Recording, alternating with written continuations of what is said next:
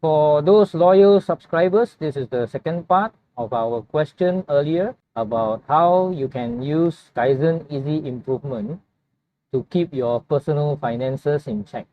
Mr. Ricky Murugan? Yes, Tony, thank you. For the second part or concluding part of personal finances in terms of cost saving, as I mentioned in my first video, to start a goal that is much more manageable. Okay, let's say start with like 10 ringgit or 10 US dollar in international currency lah, for simplicity. Where are the avenues? How do I start?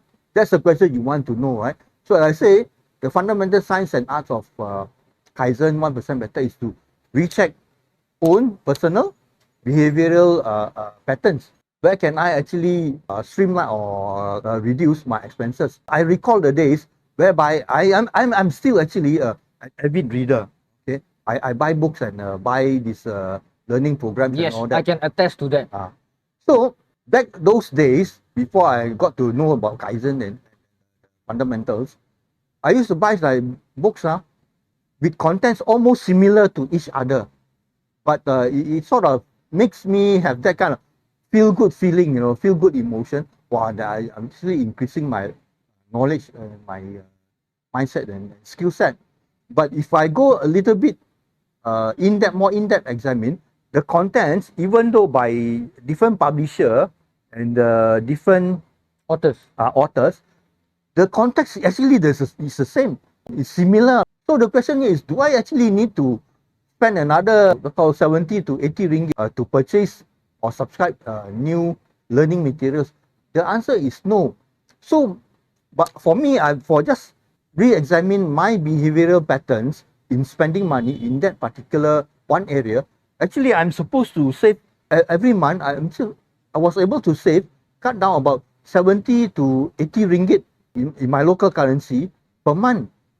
So it doesn't take very in-depth. It's just that got to be more conscious and be more self-aware of where you spend the money.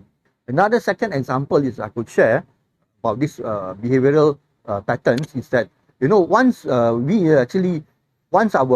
we take our lunch after our main course meal, we like to go into the convenience shop because it's very convenient. You go inside there, you grab a few things at the payout counter, and the payout counter is designed such a way to entice you to buy things. Sorry, I'm not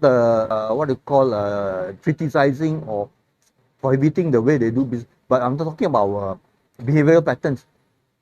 So here you are, one packet of this peanut, one packet of that, and they are usually the most expensive actually. Gram for gram. So you just re-examine that again, this kacang putih, peanuts and all that. After the main course meal with the food and the beverage, the drink you had, is it really necessary that you actually must buy this all these tidbits and all that? So actually I found it's not necessary. And then from the meal, right, I was able to cut down another 2 to 3 ringgit already. So until today, I developed the habit, no need to buy the tidbits and all that.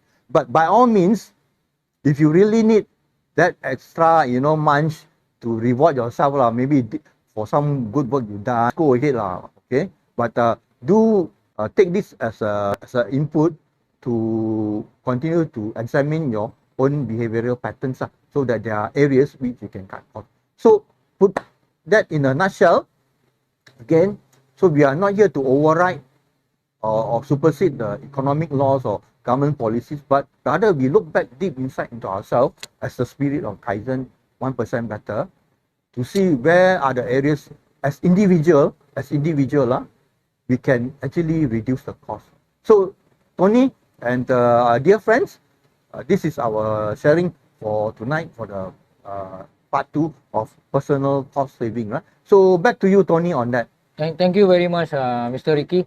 I think this video is very apt because it comes at a time where a lot of Malaysians are facing hyperinflation. Yes. Thank you very much.